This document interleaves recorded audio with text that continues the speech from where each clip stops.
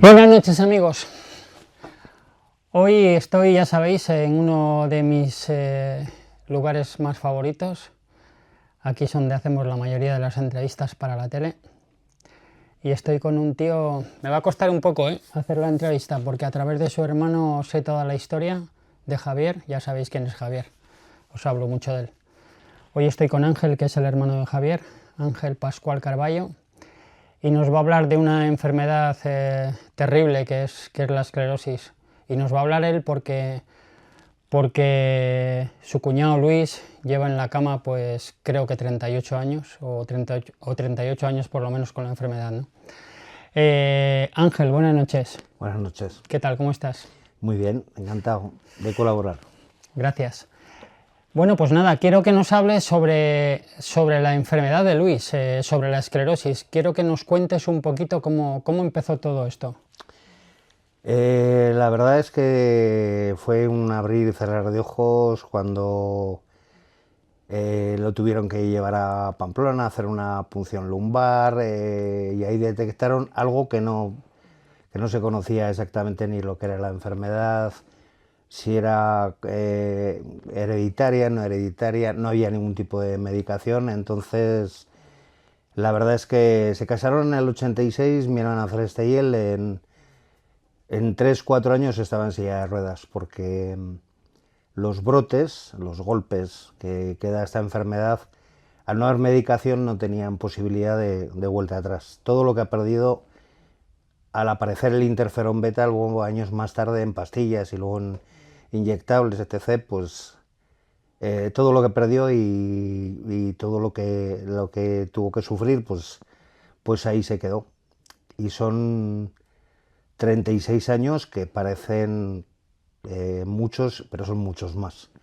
Es muy duro y pues hay que llevarlo con toda la entereza, toda la fuerza y todo el apoyo de la familia que tiene, por supuesto.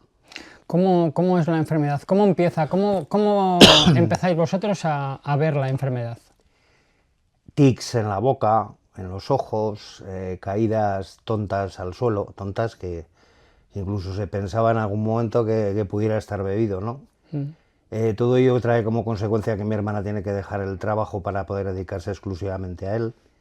Luis era jefe de cocina del Hotel Carton. El calor es lo peor que puede haber para esta enfermedad. Lo jubilaron en el 88, si no recuerdo mal. Y a partir de entonces, pues eso, vas viendo. Yo recuerdo las primeras veces que lo sacábamos con la silla de ruedas, que es que era un palo impresionante. Una persona con la vitalidad que ha tenido él siempre y verte ahí, pues tiene que ser muy fuerte. Poquito a poco, como un castillo de naipes, se fue deteriorando con los diferentes golpes, brotes que le fueron dando, hasta que perdió la movilidad de las piernas, después empezó a perder fuerza en los brazos y ahora mismo pues mi hermana le hace absolutamente todo. Él habla pero no tiene fuerza en la voz, a veces a primera hora de la mañana se escapa alguna vocecilla, pero poco a poco ha sido el deterioro el que te sufre la enfermedad, te va marcando la enfermedad. Y gracias a Dios esta es la múltiple, que es la enfermedad de las 1000 caras, porque nunca se manifiesta igual. Porque la lateral amiotrófica, eso es mortal. Cuando lo empezaban hace... Yo voy a más atrás, ¿no? Porque lo que siempre digo es que es importante visibilizar esta enfermedad y todas, ¿no? Es importante la investigación, pero para que investiguen hay que dar guerra. Tengo un amigo que es un atleta de élite que tiene esclerosis y le dan un tratamiento y le va muy bien. Me imagino que cuando empezó Luis con esto, los tratamientos estaban a años luz de los de ahora, ¿verdad?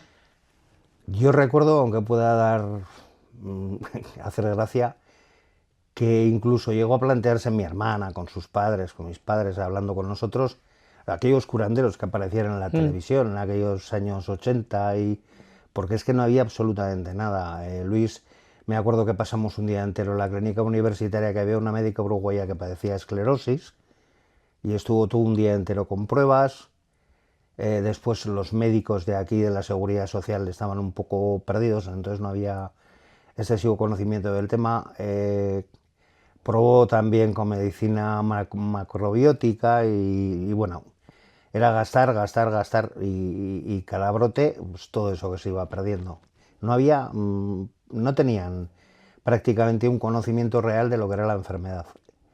Después, vamos, me imagino yo, después se fue viendo que era la falta de mielina, que no riega el cerebro, que riega toda la parte dorsal de la columna y ahí vienen los problemas. Te dicen que sí, que no es hereditario. Tanto la madre como la hermana de Luis han fallecido de la enfermedad. Entonces, claro y en botella. Él empezó el primero y ahí está todavía. Eh, cuando, cuando empezaron esta historia, vuestra hermana y Luis, ¿ya tenía Luis la esclerosis? Él recuerda vagamente que cuando era jovencito al correr se fatigaba mucho, la típica foto aquella de todos los peques de los 60 en el espolón, en las ranitas y demás, pues se desvanecía, tenía pérdidas de conocimiento, pero no le daba ninguna importancia. Entonces fue pasando el tiempo, mi hermana llegó a tener conocimiento por parte de los padres de que había tenido episodios un poco raros, pero estos casos de que no se quiere asumir ni decir aquí hay algo, no, pasa algo. Y luego se fue manifestando, vas teniendo más información de lo que es la enfermedad, pero sí, mi hermana ha sido consciente plenamente de lo que le ocurría a Luis. Un día en Torrecilla de Cameros con mis padres se cayó en el Iregua y casi no pueden bajar en coche porque les daba un miedo terrible que condujese, que era otra de sus pasiones, que también tuvo que abandonar. Los coches, los rallies, un fenómeno. Un tío muy vital, ¿no? Sí, total. Cuando yo siempre voy al principio, ¿eh? Cuando Sí. empezasteis con esto, ¿nunca os dijeron de algún tratamiento revolucionario, experimental? Que yo recuerde absolutamente nada. Hicieron pruebas de inyectables, pero tampoco tenían nada claro. Y en Luis no se veía ninguna mejora. Un carácter, pues eso, que se le iba volviendo muy irascible, porque tiene que ser durísimo verse el deterioro al que el cuerpo te va sometiendo y que no te pueden decir absolutamente nada. Pero no, Luis, realmente, que yo recuerde, probaron tanto mi hermana como él todas las posibilidades que tenía en puertas abiertas para ver qué se podía hacer, pero en 4 días, silla de ruedas y a mirar para adelante. ¿Cuánto tiempo lleva él postrado en la cama? Vamos a ver, pues yo calculo que más de la mitad del tiempo de la enfermedad. Yo trabajaba en Rincón de Soto con mayores, me vine en el 2005, que es cuando le cambiaron el sistema de alimentación, porque se había quedado en 50 kilos, tanta infección respiratoria, tanto ingreso, bueno, un deterioro total. Pero yo calculo que de los 36, 38 años de la enfermedad, 10 años los pasamos muy bien en familia, dentro, entre comillas, en la zona peatonal, que cogía un piso mi hermana, todos vivíamos en esa zona, salíamos mucho, porque tuviera un poquito más de calidad de vida. Con la silla de ruedas todavía comía, todavía bebía, pero yo calculo que 20 años prácticamente lleva Luis prostrado en la cama, grúa, al sillón y vuelta a la cama. Por lo que sé, por tu hermano Javier, la historia de tu hermana y de Luis es una historia de amor increíble, ¿no?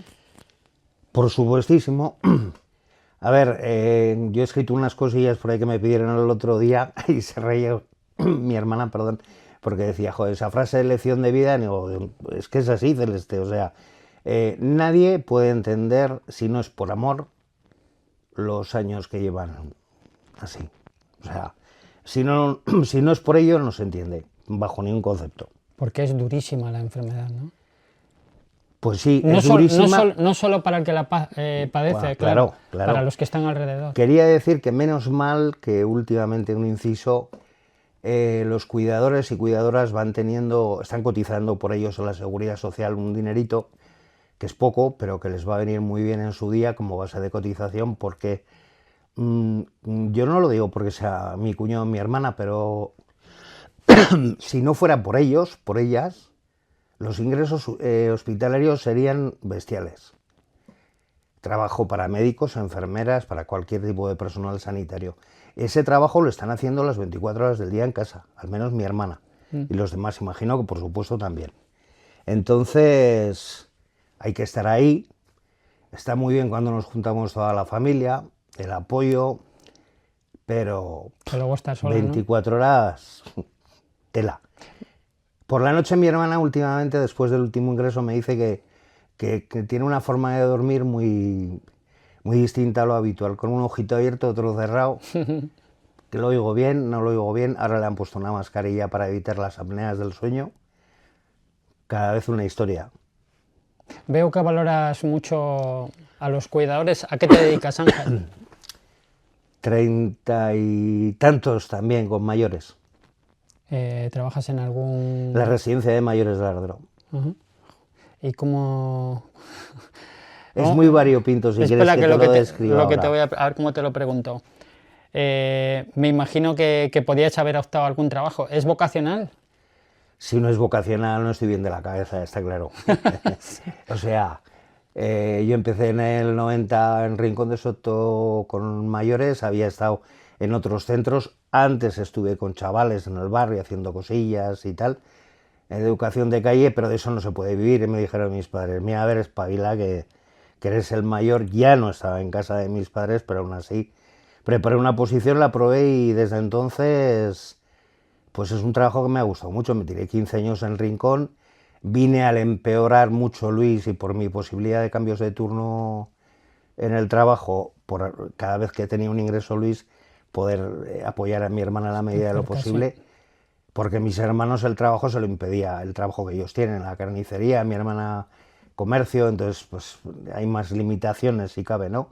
Para cambiar turnos Y luego en la residencia voy a hacer en mayo 19 años, no sé los que me quedan para jubilarme, no quiero pensar en ello porque no estoy quemado, en absoluto, de verdad. Y como ahora tenemos gente de exclusión social, que también tiene derecho a la vida, en vez de ser simplemente pensionistas, pues es un poco más entretenido el trabajo. Sé que tiene que ser vocacional porque ya sabéis que me dedico a la construcción, he estado trabajando en algún centro de mayores y sí, tiene que ser vocacional. ¿Cómo crees tú que se valora el trabajo que vosotros realizáis por los gobiernos, por los estados, por la gente que nos dirige? ¿Cómo se valora? Sinceramente no me preocupa. No me preocupa porque lo que más me preocupa es, perdón, otra vez, ver el agradecimiento de los mayores, que estén bien atendidos. Ahora la gente con la que trabajamos no va a saber agradecimiento porque su vida es un poquito un infierno, ¿no? Tienen patologías muy problemáticas, alcoholismo, algún caso de drogadicción.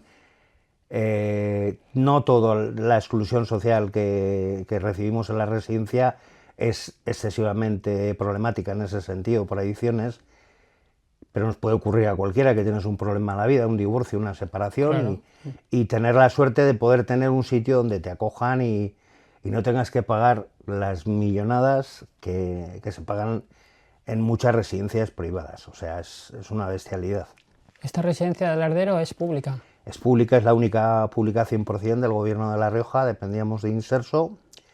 Nos transfirieron en el 98 y en el 2012 se crea una ley en el Parlamento de La Rioja por la cual se da prioridad al ingreso de personas con riesgo de exclusión social. Bueno, nosotros actualmente tengo un par de amigos nuevos que son importantes en mi vida, que uno es tu hermano, que es Javier, que cuando hago un reto a veces me llama y me dice, Fernando, podemos quedar, tengo que darte una cosa y tal. Y lo que me suele dar es dinero para estos enfermos, para los niños y tal, ¿no? Y otro Roberto Molina, mi preparador físico, que lo he conocido por tu hermano. Ellos han promovido un reto por la esclerosis, por tu cuñado. Sí, sí. Que va a ser ir a correr la maratón de Vitoria del 5 de mayo, unos cuantos amigos y tal, y para recaudar dinero con un crowdfunding, creo que se llama, ¿no? Crowdfunding, Sí. para la esclerosis, en este caso para ARDEN, que es la asociación de esclerosis de aquí de La Rioja. ¿Cómo ves tú esta iniciativa de estos locos? Pues una locura, es una pasada, una preciosidad. Realmente de eso se podían dar cuenta, y no quiero entrar en el tema de nuestros políticos, la cantidad de necesidad que hay de estos temas. Hace poco un ZUE, lo vimos en televisión, tirarles de las orejas diciendo que estamos aquí. Y luego has visto a políticos reconociendo que sí, que llevan en el Senado, en el Congreso, que llevan muchísima razón y que deberían de tener muchísima más atención a todas las enfermedades, pero hay cosas que están un poquito olvidadas. Entonces, lo que vais a hacer, pues me parece bestial, excepcional, y más en el caso de que hayáis tomado a Luis como referente. Sé que las familias que estáis más implicadas en esto de cualquier tipo de enfermedad, tipo esclerosis, que es terrible, estáis mucho más concienciados que el resto, ¿no? Y a veces pienso que si no te toca vivir una historia de estas, pues igual no te conciencias nunca, ¿no? Pero ¿no te parece que hay muy poca solidaridad en este mundo, en esta sociedad? Sí, por supuesto. Yo recuerdo, hace muchos años colaboré el Día de la Esclerosis, salí con Pedro, el psicólogo que venía mucho a ver a Luis, a ayudarle, a conversar con él. Salimos, me acuerdo que nos tocó por la zona de Gonzalo de Berceo. Yo ya lo tenía aprendido de memoria lo que tenía que decir, porque conocía la enfermedad perfectamente, pero cantidad de gente que conocías, que pasaban, ¿qué haces? ¿Qué es esto? Tal, cual. Explicabas un poco lo que era la enfermedad y se quedaban con los ojos abiertos, decían, no es posible. Había mucho donativo, había mucha colaboración, pero hay muy poca información. Y a veces, si no te toca, o no lo tienes cerca, que cada vez hay más casos, por desgracia, nos hacemos los orejas con estas cosas en la televisión. En un programa de radio, en cualquier tipo de historia, todo esto nos cuesta mucho prestar atención y pararte y escucharlo. Sí, porque nos costaría muy poco, ya que tenemos la suerte de no tener ese tipo de problemas a los que no lo tenemos, nos costaría muy poco ayudar, ¿no? Dar un donativo para que se investigue, pero masivamente. Si somos 40 millones de españoles, ¿qué nos costaría dar 10 euros a cada familia? Así es. Que igual somos 30 millones de familias. Para investigación, que se podría conseguir mucho. Yo, por ejemplo, hago retos por niños con enfermedades raras y lo focalizo en cada reto, en cada niño, y se sacan su dinero para terapias y demás, y se pueden hacer cosas. ¿Qué crees tú que deberían hacer los estados, los gobiernos? Las farmacéuticas sabemos que no van a hacer nada, porque no les interesa, porque necesitan que haya un volumen muy grande de ventas para medicación. Exactamente. Pero ¿qué crees tú? ¿No crees? Yo pienso que los estados deberían de tener partidas para esto. De la misma forma que hay partidas que no tienen ninguna asignación, partidas entre comillas de las que todos nos quejamos por dineros que vuelan, desaparecen, magoneos, por supuesto que sería la única forma, unas partidas fijas, destinadas, creo incluso que hay algún país en Europa que nos llevan muchos años luz, que sí que destinan cantidades fijas anuales en presupuestos.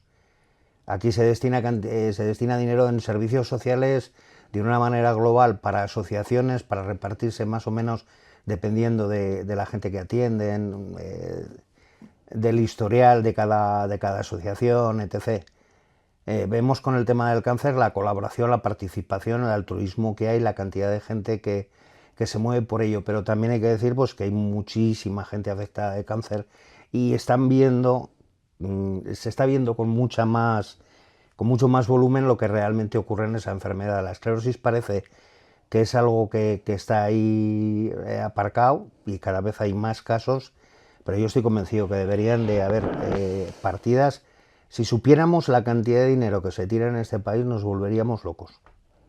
Cuando hay una crisis, lo primero que se quita es la ayuda de dependencia, se quita la ayuda a los mayores, a la investigación. Es terrible. Bueno, nos estamos quedando sin tiempo. Ángel, muchísimas gracias por venir a charlar con nosotros, por visibilizar la enfermedad de tu hermano, porque un cuñado es un hermano.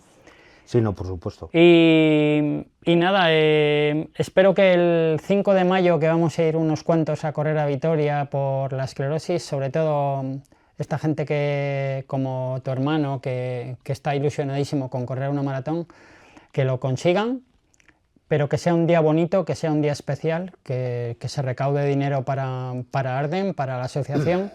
Y sobre todo que podamos mover un poquitín el corazón de gente que parece que está muy acomodado en su vida, en su historia, en sus vacaciones, en sus coches, en sus casas, y nada, se pueda empezar a cambiar poquito a poco la mentalidad de la gente. Yo pienso que hay muy buena gente, muy buenos corazones, pero hay que tocar el puntito más a menudo. Ángel, muchísimas gracias.